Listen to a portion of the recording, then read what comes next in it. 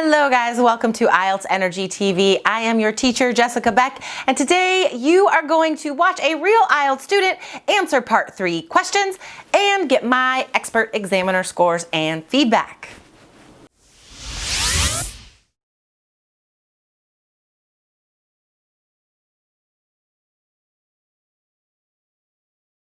All right, guys, so today Nadia is going to conclude her speaking test with me. If you did not see parts 1 and 2, guys, go back and watch those videos. As an examiner of 14 years, I judged her at a 7 in part 1, but judged her at a 6 in part 2. So in part 3, guys, she really has to prove to me that she deserves higher than a 6. So guys, today I'm going to ask her part 3 questions about the news and media. Guys, remember, go to allearsenglish.com/myscore to take a short quiz and get your free estimated IELTS band score. All right, guys, without further ado, let's get to Nadia's answers. We've been talking about a person in the news who you would like to meet, and I'd like to discuss with you 1 or 2 more general questions related to this. Let's consider, first of all, news sources. In your country, what are the most common places that people get their news from? Places. Well, the most, what I wanted to say is people usually get their information through the television and from the newspaper and also from the internet. So those are the most reliable sources for the information. For example, for me, I am the kind of person who read a lot of newspaper, even though I was not doing that in the past, and I found that I has developed this habit, and it's a good way to be informed about everything that's happening, even in my country or on the international level. Thank you. You mentioned that all of those places were reliable. Do you think that these news sources are all equally reliable, that we can trust the news we see on TV, in the newspaper, and online?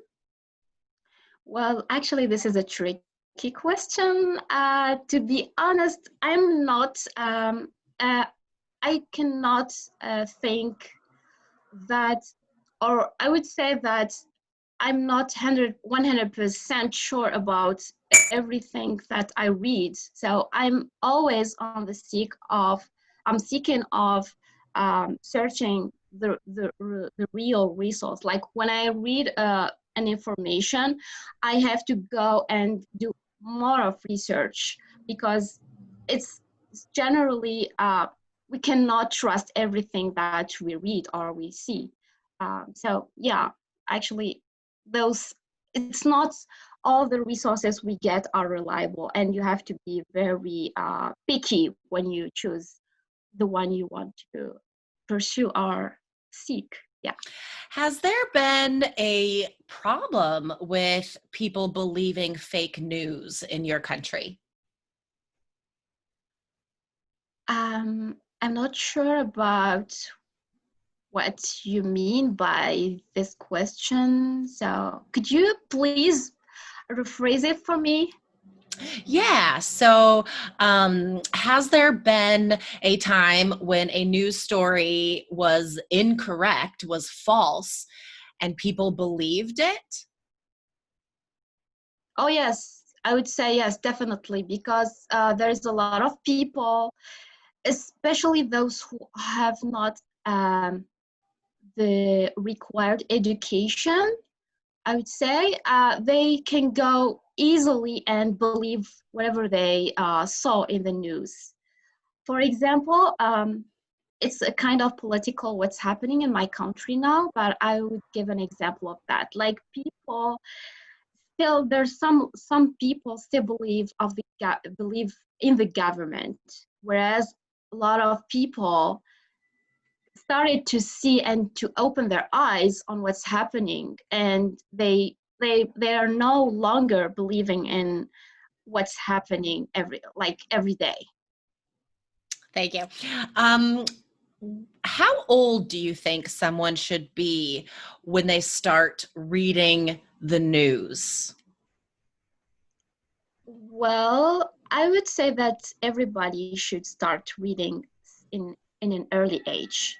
The most you start reading earlier, the most you become familiar, and it's easy for you to interpret what you are hearing or reading. So I would say that maybe at age of 12 or 13, it's a very good age. Thank you very much, Nadia. That is the end of the speaking test. Hello, everyone. Welcome back. So what did Nadia get in part 3? Remember, as an ex-examiner of 14 years, the scores I judged her at in part 1, 7, part 2, around a 6. So she ends up around a 6.5 with today's answers, guys. So why is that? Okay. So first of all, for fluency and coherence, I would give her a 6 for today's performance. Not enough specific real examples, okay? We definitely needed more specific examples of like real news stories or real publications where she lives. Also, 6 for fluency and coherence because I did not hear enough high-level transition phrases. I heard, for example, I would give an example of that, but I need a wider variety. Remember in part 3, guys, you need to use the same linking words you use in writing task 2. Also, guys, she was a little bit more hesitant in part 3 than part 1. So a couple more uhs and ums today.